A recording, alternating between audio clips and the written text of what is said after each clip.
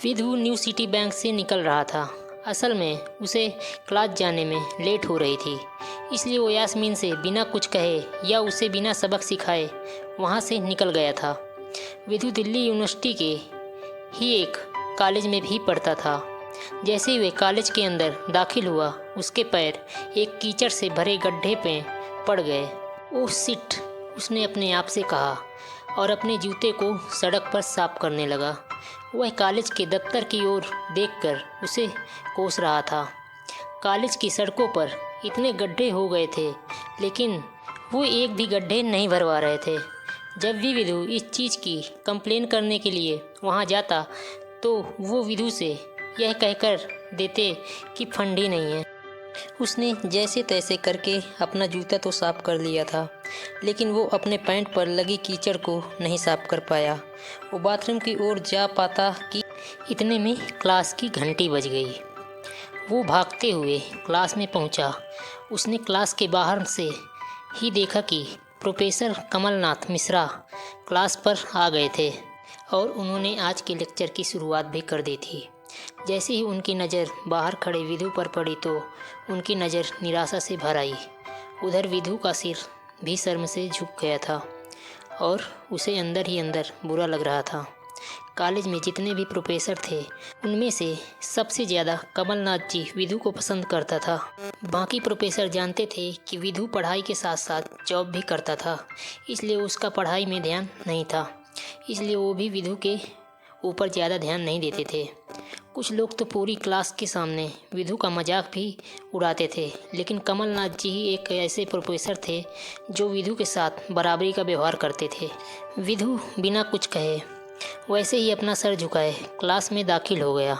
जैसे ही उसके पैर क्लास के अंदर पड़े, सभी लोग उसकी तरफ देखने लगे। अबे, ये फटीचर कब से लेट आने लगा? सूरज पश्चिम से उग सकता है, लेकिन ये फटीचर कभी लेट नहीं हो सकता। आज क्या हो गया? इसे एक लड़के ने विधु को चिढ़ाते हुए कहा। अबे यार, इसकी पैंट तो देख कितनी गंदी है। भाई, क्लास में लड़कियां भी होती हैं, कम से कम कपड़े तो ढंग के पहन कर आ यार, दूसरे लड़के ने कहा। और उसकी बात सुनकर उसके पास बैठी लड़की हंसती और बोली, अरे कहाँ से पहन कर आता कपड़े? कपड़े के लिए तो पैसे हैं नहीं इसके पास। एक यही कपड़ा है इसके पास, बहुत है। इसके लिए क्लास में बैठे सभी लोगों ने विधु के ऊपर हंसना शुरू कर दिया था। हर कोई उसके ऊपर कुछ न कुछ कहे जा रहा था। ऐसा नहीं था कि विधु ये सब आज ही सुन रहा था। इस तरह की बातें का सामना वो हर रोज़ करता था।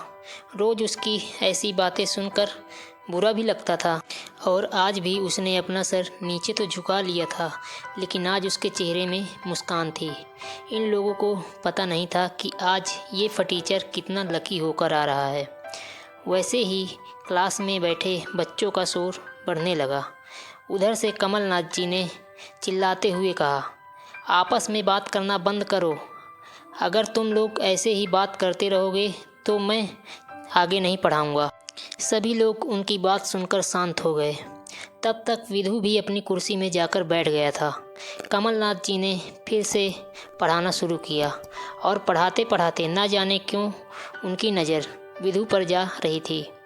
विधु को समझ नहीं आ रहा था कि कमलनाथ जी ऐसा जानबूझकर कर रहे हैं। उनकी आंखों को देखकर ऐसा लग रहा था कि उनकी आंखों पर विधु के लिए ढेर सारा गुस्सा भरा हुआ था। विधु को ऐसा लग रहा था कि वो अपने प्रोफेसर की उम्मीदों पर खड़ा नहीं उतर रहा था। थोड़ी ही देर में कमलनाथ जी की क्लास ख़त्म हो गई। बच्चों, आज की क्लास यहीं पर ख़त्म होती है। कल आपको क्या काम करके लाना है, मैंने वो यहाँ पर लिख दिया है। कल मिलते हैं। उन सब से कमलनाथ जी ने कहा और क्लास के बाहर चले गए। जैसे ही वो गए, पीछे वाले दरवाजे से किसी की आवाज़ आई, मोनिका। जैसे ही वो आवाज़ सबकी कानों पर पड़ी, सब लोग क्लास के पीछे वाले दरवाजे पर देखने लगे। वहाँ कोई और नहीं बल्कि मोनिका का नया बॉयफ्रेंड राहुल खड़ा था। ये लोग राहुल को अच्छे से जानते थे। राहुल ने दरवाजे से झांक कर देखा तो वहाँ कोई नहीं था। वो धीरे धीरे कमरे में दाखिल हुआ और सीधा मोनिका के पास चला गया। मोनिका खिड़की के पास बैठी हुई थी। जैसे ही राहुल वहाँ पर पहुँचा तो मोनिका ने अपना हाथ राहुल के कमर में किसी हार की तरह डाल दिया और उसकी बाहों में झूम उठी। इधर राहुल ने भी मोनिका को सबके सामने चूम लिया था। ये नज़ारा देखते ही सब लोगों की नज़र विधु के ऊपर जा टिकी। सबको अभी तक तो यही लग रहा था कि मोनिका विधु की गर्लफ्रेंड है। किसी को इसी बात की खबर नहीं थी कि उन दोनों का ब्रेकअप हो गया था। मोनिका को राहुल की बाहों में देखकर विधु के तन बदन में आग तो लग गई थी, लेकिन फिर भी वो शांत होकर वहीं बैठा रहा। अरे भाई विधु, क्या हो रहा है ये सब? मोनिका राहुल के पास कैसे? उसके एक दोस्त ने विधु से जाकर कहा। होने देना यार, जो हो रहा है छोड़ना, विधु ने कहा। उसका इस बारे में किसी से बात करने का कोई मन नहीं हो रहा था। अरे भाई, तुझे पता है वो राहुल कितना चालू आदमी है? अभी तक इस कॉलेज की 5 लड़कियों को फंसा चुका है और ये मोनिका छठी है। विधु के दोस्त प्रीतम ने उससे कहा। विधु प्रीतम को देखकर मुस्कुराया और बोला, कोई बात नहीं भाई, सबकी अपनी अपनी लाइफ है। ये कह के विधु मोनिका की ओर देखने लगा, जो कि मोनिका राहुल की बाहों में इतरा रही थी। वो जानती नहीं थी कि अगर विधु चाहता तो राहुल के बाप की खड़े खड़े पूरी प्रॉपर्टी खरीद लेता। इधर जैसे ही राहुल और मोनिका की नज़र विधु पर पड़ी तो वो जानबूझकर उसे छेड़ने के लिए उसके सामने से गुजरने लगे। अच्छा विधु, सुनना जरा। अचानक से मोनिका विधु के सामने रुकी और बोली। उसने अभी भी राहुल की कमर पर अपना हाथ डाल रखा था और फिर उसने अपने दूसरे हाथ से अपना मोबाइल निकाला और उसका कवर विधु के मुंह में फेंक दिया और बोली, अब क्योंकि मैं तुम्हारे साथ नहीं हूँ, इसलिए मुझे अब तुम्हारे इस बेकार से कवर की ज़रूरत नहीं है। इसे तुम अपने पास रख सकते हो। विधु ने उससे कुछ नहीं कहा और नीचे गिरा हुआ कवर उठाकर अपनी टेबल में रख दिया। बेबी, तुम्हें इसने कवर गिफ्ट किया। कवर कौन गिफ्ट में देता है भाई? राहुल ने उसके सामने ही मोनिका से कहा। राहुल विधु को नीचा दिखाने को एक भी मौका अपने हाथ से जाने नहीं देना चाहता था। मोनिका ने कहा, बेबी, जिसकी मोबाइल दिलाने की औकात नहीं होगी वो कवर ही तो दिलाएगा ना, और क्या। कोई बात नहीं बेबी, मैं आज ही तुम्हें एक नया फ़ोन दिलवाता हूँ। आ जाओ, चलते हैं और वहाँ पर लेंगे बेबी के लिए एक नया फ़ोन, राहुल ने कहा। विधु का मन तो यही कर रहा था कि वो राहुल के ऊपर ज़ोर ज़ोर से हंसे, लेकिन उसने अपनी हंसी को रोक लिया था। हाँ बेबी, हम ना पहले एक नया फ़ोन खरीदेंगे और फिर उस फ़ोन की पार्टी भी करेंगे, मोनिका ने कहा और फिर राहुल के चेहरे पर उंगलियां फिराने लगी। राहुल भी और विधु भी उसके इशारे को समझ गए थे। विधु जानता था कि ये सब सिर्फ उसे चिढ़ाने के लिए कर रही थी, लेकिन विधु को खुद के लिए नहीं बल्कि मोनिका के लिए बुरा लग रहा था। वो मन ही मन सोच रहा था कि अगर मोनिका बस थोड़ा सा इंतज़ार कर लेती तो उसके लिए वो मोबाइल की पूरी दुकान ही खरीद लेता। भाई, ये सब क्या हो रहा है? तेरे सामने ये सब हो रहा है और तू बस मुस्कुराए जा रहा है। गुस्सा नहीं आ रहा तुझे? प्रीतम ने विधु से पूछा। नहीं यार, जो हो रहा है वो अच्छे के लिए हो रहा है और जो होता है वो भी अच्छे के लिए ही होता है। चल छोड़ यार, विधु ने कहा और फिर राहुल और मोनिका की ओर देखने लगा। अब उन दोनों की नज़र मुस्कुराते हुए विधु पर पड़ी तो वह दोनों अंदर से भभक गए। दोनों के दोनों ही यह सिर्फ विधु को जलाने के लिए कर रहे थे, लेकिन विधु के ऊपर इन किसी चीज़ों का फर्क नहीं पड़ रहा था। चलो ना बेबी, मोनिका ने राहुल को कहा। तभी राहुल विधु को देखकर कहता है, बेबी नहीं बेबी, आज से तुम मुझे हबी बुलाओगी और तुम मेरी प्यारी वाइफी, राहुल ने कहा और मोनिका को चूम लिया।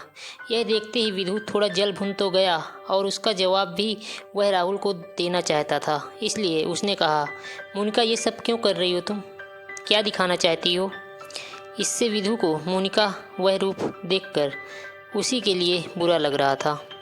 राहुल का किसी बात का तो विधु के ऊपर कोई असर ही नहीं हुआ था, लेकिन राहुल को विधु की इस बात को बुरा जरूर लग गया था। उसने गुस्से में अपनी नाक फुलाते हुए कहा, ओए फटीचर, बकवास करने की ज़रूरत नहीं है। आज के बाद अगर तूने मेरी मोनिका या उसकी तरफ आँख उठाकर भी देखा ना, तो मैं राजपथ पर तेरी परेड करवा दूंगा। रहने दे भाई, इसकी ज़रूरत नहीं पड़ेगी। मैं ख़राब चीज़ ना देखता हूँ, ना उसके बारे में बात करता हूँ, विधु ने कहा और फिर से प्रीतम की ओर देखकर हंसने लगा। जिस तरह से विधु आज राहुल के जवाब पर जवाब फेंक रखकर मार रहा था, प्रीतम को तो विश्वास ही नहीं हो रहा था कि यह वही विधु है जो इसका दोस्त हुआ करता था। उधर राहुल विधु का जवाब सुनकर जल भुन रहा था। वो विधु को मारने के लिए अपना घूंसा तान कर आगे बढ़ ही रहा था कि इतने में पीछे से एक लड़की की आवाज़ आई, मोनिका। सब लोगों ने फिर से उस आवाज़ की ओर देखा। वहाँ पर एक छोटे कद की लड़की खड़ी थी और वो गुस्से से मोनिका की ओर देख रही थी। अब तू हद से आगे बढ़ती जा रही है मोनिका। विधु जैसे लड़के को छोड़कर तू एक लफंगे के पीछे पड़ी है। तुझे तो कॉलेज के गड्ढे में जाकर डूब मरना चाहिए। साक्षी, क्या कह रही है तू? जुबान संभाल अपनी, मोनिका ने कहा। राहुल के बारे में बुराई नहीं बल्कि विधु के बारे में अच्छाई सुनकर मोनिका का मन खराब हो गया था। जब मोनिका विधु के साथ थी तो उसकी साक्षी के साथ भी अच्छी दोस्ती थी। साक्षी एक बहुत ही सुलझी हुई लड़की थी। जब भी मोनिका और विधु का झगड़ा होता तो मोनिका हमेशा ही उस झगड़े को सुलझाने के लिए साक्षी की मदद लेती थी। मैं जो कह रही हूँ ना, सही कह रही हूँ। तुझे सीरियसली शर्म आनी चाहिए मोनिका। मैंने कभी नहीं सोचा था कि तू ऐसी लड़की निकलेगी। विधु जैसा बंदा ना तुझे कहीं नहीं मिलेगा, साक्षी ने कहा और एक कदम आगे आ गई और बोली, तू इतनी जल्दी कैसे भूल गई यार? विधु न तेरे हर टफ टाइम में खड़ा रहा था। जब भी तू बीमार होती थी और तेरे खड़े होने की भी हालत नहीं होती थी तो बेचारा तेरे लिए खाना बनाता था, तेरे कपड़े धोता था और तो और तेरे लिए दवा तक लेकर आता था। कितना प्यार किया तुझसे इसने और तू इसे छोड़कर जा रही है, साक्षी ने कहा। अपने लिए इतना कुछ साक्षी के मुंह से इतना सुन लेने के बाद विधु ने अपना सर नीचे झुका लिया। मोनिका के साथ वो सारे बिताए लम्हे याद आ रहे थे। भले ही उसके पास पहले पैसे नहीं थे, लेकिन फिर भी वो मोनिका की हर विश पूरी करने में कसर नहीं छोड़ता था। आज जो कवर मोनिका ने विधु के ऊपर फेंका था, उस कवर को खरीदने के लिए विधु ने 3 दिन तक ओवर टाइम किया था। विधु को जैसे ही ये सब याद आया, उसकी आंखें भर आई थी। उधर साक्षी की बात पूरी नहीं हुई थी। उसने कहा, इधर विधु अपने छोटी सी सैलरी में से भी रोज़ तेरे गोलगप्पे के लिए पैसे निकाल लेता था। तुझे नहीं पता है, मुझे पता है कि आज भी तेरे लिए एक बाइक खरीदने के लिए बंदा पैसे जुटा रहा था। रोज़ दाल रोटी खा रहा था सिर्फ इसलिए कि तुझे बाइक में घुमा सके, और तू ऐसे आदमी को नीचा दिखाने की कोशिश कर रही है। यह सब सुनकर मोनिका का चेहरा ही बुझ गया था। उसे भी साक्षी की कई बातें दिल पर लग रही थी, लेकिन इस वक्त वो राहुल के साथ थी और उसका हाथ राहुल की कमर में था। वो चाह कर भी राहुल के खिलाफ ना तो कुछ बोल सकती थी और ना ही सुन सकती थी। इसलिए उसने अपने बचाव में कहा, हाँ तो ये तो इसका प्रॉब्लम है ना। मैंने इससे पहले ही कहा था कि यह मेरा प्यार अफोर्ड नहीं कर पाएगा, तो यह मेरे साथ इतना आगे क्यों बढ़ा। आज जब मैं मिक्सी रोटी खा सकती हूँ तो मैं भला बिना घी वाली रोटी क्यों खाऊं। विधु मोनिका की ये सब बात सुन रहा था। इससे पहले कि विधु मोनिका को कुछ जवाब देता, इतने में ही उसके फ़ोन में किसी अननोन नंबर से फ़ोन आया।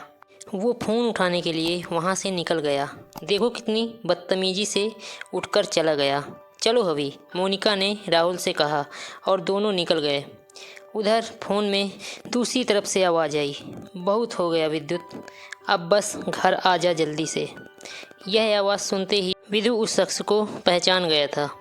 उसके दिमाग से मोनिका के सारे ख्याल चले गए थे और सिर्फ उस आवाज़ को सुनकर उसकी आंखें भीग आई थी। आखिर कौन था वो आदमी जो विधु से बात कर रहा था? क्या राहुल अब विधु से बदला लेगा या फिर मोनिका विधु की लाइफ में फिर से आ जाएगी? अपना जवाब कमेंट बॉक्स में ज़रूर बताएं और जानने के लिए सुनते रहिए journey from property to rich सिर्फ A1 लाइफ FM पर।